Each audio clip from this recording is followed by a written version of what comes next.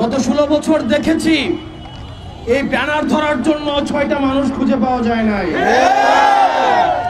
আজকে আপনাদের ব্যানারের পিছনে শত শত মানুষ এসে দাঁড়ায়। এই মানুষগুলো সেদিন গত 16টা বছর ছাত্রলীগের পিছনে এসে দাঁড়িয়েছে। এই 16 বছরের দিকে তাকান। আমরা ফেসিবাদের বিরুদ্ধে আপনাদের লড়াই এবং সংগ্রামকে আমরা সবসময় সম্মান জানাই।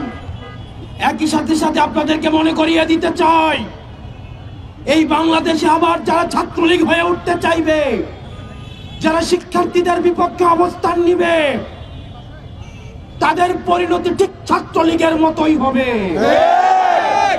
সুতরাং আপনারা শিক্ষার্থীদের বিরুদ্ধে অবস্থান নিয়েন না। গত 16 বছরে আপনাদের নির্যাতন নিপীড়নের কথা ভুলে যায়েন না।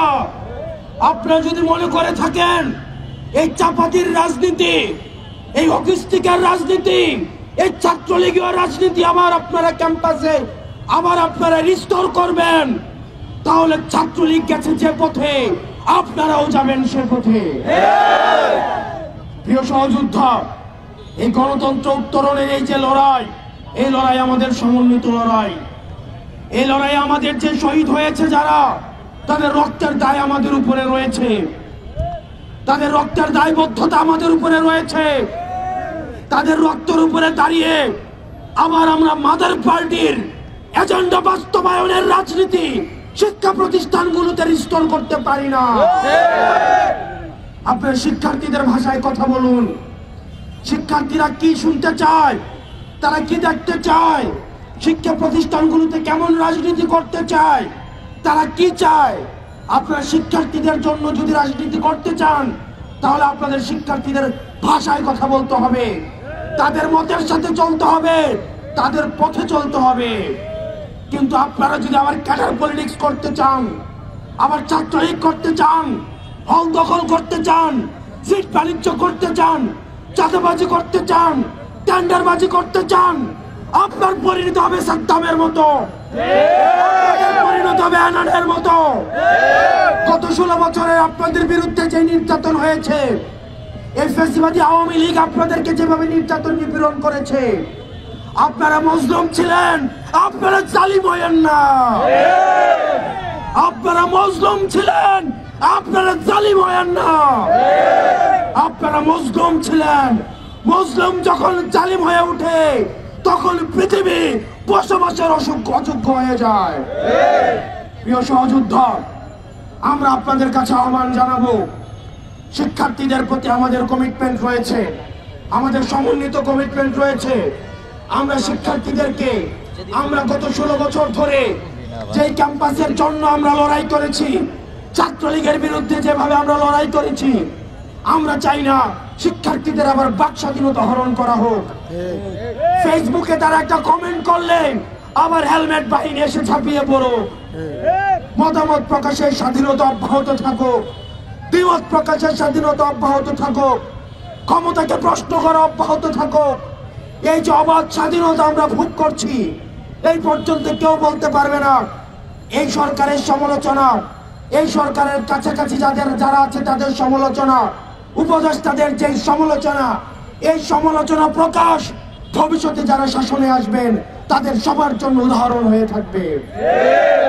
আমরা আমাদের এই শিক্ষাঙ্গনে, আমাদের শিক্ষা প্রতিষ্ঠানে অবারিত এই মুক্ত চিন্তা এবং মনস্তাত্ত্বিক সমৃদ্ধির যেই আমরা রাস্তা সুপ্রশস্ত করেছি, আমরা চাই না নামে বেনামে কোন ধরনের ছাত্র সংগঠন শিক্ষার্থীদের আবার টুটি চেপে ধরো।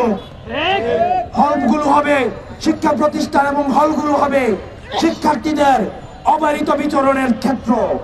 শিক্ষার্থীদেরকে বাধ্য করা হবে, শিক্ষার্থীদেরকে জোর করা হবে, ক্লাসরুম গণরুম এই টেন্ডারবাজি চাঁদাবাজি আবার রিস্টোর করা হবে। এই স্বপ্ন আর বাংলাদেশে কোনোদিন বাস্তবায়িত হবে না। প্রিয় সহযোদ্ধা, ভুলে গেলে চলবে না, ছাত্রলীগ কোন একটা নির্দিষ্ট দল না, আওয়ামী লীগ কোন নির্দিষ্ট একটা দল না, এটি একটি আদর্শ। যে কেউ ছাত্রলীগ হতে পারে, যে কেউ যুবলীগ হতে পারে, যে কেউ আওয়ামী লীগ হতে পারে।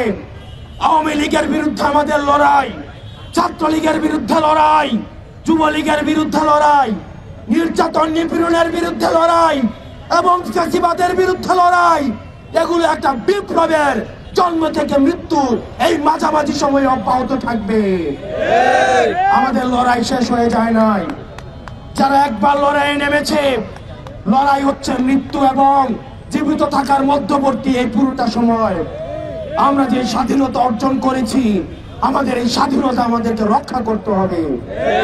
প্রিয় সহযোদ্ধা, আমাদেরকে সবসময় সচেতন থাকতে হবে।